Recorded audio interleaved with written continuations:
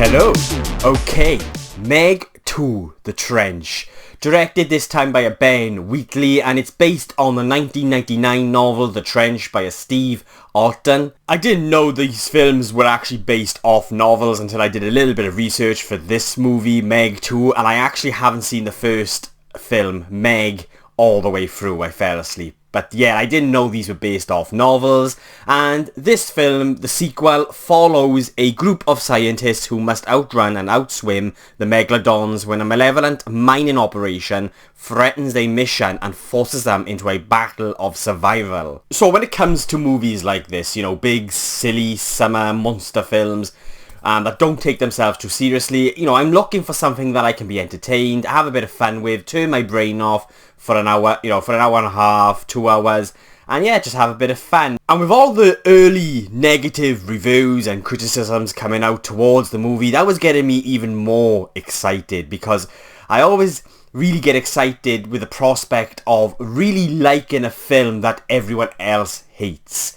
That just really gets me excited. So yeah, with all those early negative criticisms, I was really looking forward to checking this film out, because at the end of the day, what I wanted with this movie is to just be entertained, have a bit of fun, and switch that brain off for a little bit. So yeah, Meg 2, The Trench, is a bad movie. And unfortunately, it's not one of those movies that's so bad, it's good. This film was a mess on every level. I've never rolled my eyes so much, I don't think, in a film before. Tonally, the film is a mess. The film should be aware of itself, self-aware, and it kind of somewhat is, but at the same time isn't. Like, it's almost as if the writers and the director really struggled to convey what should have been a fun, straightforward, brainless movie, and they just seem to really struggle to grasp that, because this movie, it's almost like you're watching two movies, and I've heard a lot of other people mention this. And the first half of the film, I just ended up turning to the person that I was with watching the movie, and I whispered, "Where's the sharks?" Like, it was a weird, it's like, what is this film that I'm watching? And that is my overall experience of this film, is like, what is this film? What were they trying to do with it? It's very sort of unsure of itself, and I just found the entire experience to be this kind of very uninteresting, drab, boring experience that should have been a hell of a lot of fun. I mean, you've got Jason Statham going up against these Megalodons, and, you know, you've got giant squids and all of this, and it just does not come together. It just feels so disjointed, the way the story plays out.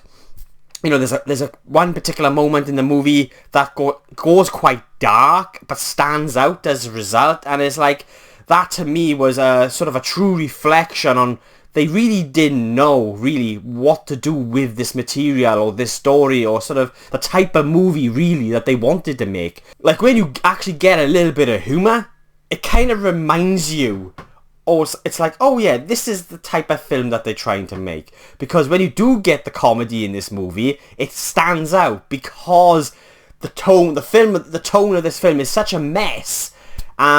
It's like you kind of just forget what type of film it is they're trying to make. And it's because, for me anyway, my perception on this movie is, between the writer and the director, they just really struggle to kind of convey the type of movie that it is that I think they were aiming to make. I mean, you know, the story, I mean, if you can call it that, you know, what these characters are sort of doing, it's just an excuse really, with, you know, we got this malevolent sort of mining operation going on and that, and it's just there to sort of give them, you know, the writers, a reason really for these giant sea creatures to get to the, you know, closer to the surface, and you feel that because you're just so not interested in what is going on with the story. The characters are very bland and poorly written, and the dialogue is some of the worst dialogue. Like, this film is so bad that it kind of made me think, is this intentional? Are they making it this bad on purpose? You know, is the dialogue this bad on purpose? Because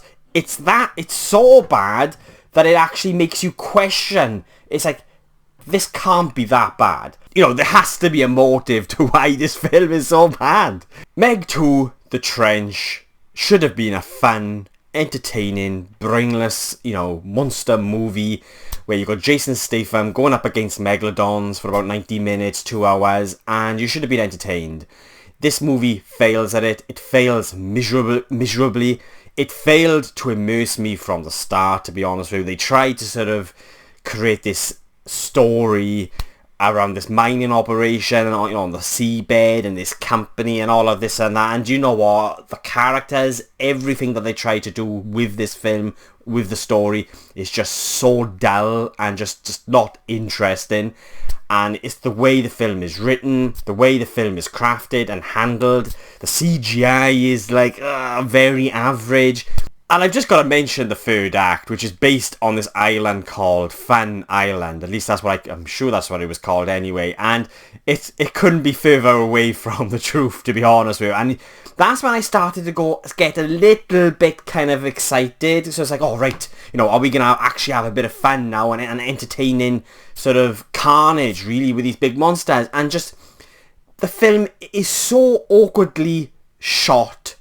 And just like the way everything just comes together in this movie just feels so awkward that they just failed to really sort of create any sort of excitement or thrill. Even with this scene on Fun Island where you've got all these people, on holiday, you've got this little dog and everything. It just, the trailers make you believe that this is going to be a fun, entertaining scene or moment in the film, and it just, again, fails. It was just... And this film needed to be R-rated. This film needed blood. It needed to be violent. And that sort of just goes back to sort of, the type of film really that this, or what people are really expecting this film to be. And I was a little bit surprised. I didn't really look at the certificate before going into the film. So when the certificate of the movie came up just before the film starts with a 12A, I was a little bit surprised because I was like, oh, like a film like this with Jason Statham and sharks and just... I was expecting something perhaps a little bit more violent and gory, and that's what I think this film should have been. But then what the hell, what on earth was this film anyway? Like, I really don't know. The only positive I could give Meg 2 is Jason Statham. I like Jason Statham, and he's okay in this, and he does the best with what he's given. At times it doesn't really look like he's having fun, to be honest with you. So yeah, the Meg 2, The Trench, I would avoid completely. For me personally, it's one of the worst movies, or the worst movie of the year. So yeah, they are my thoughts on Meg 2, The Trench, and I will be giving Meg 2 a 1 out of 10.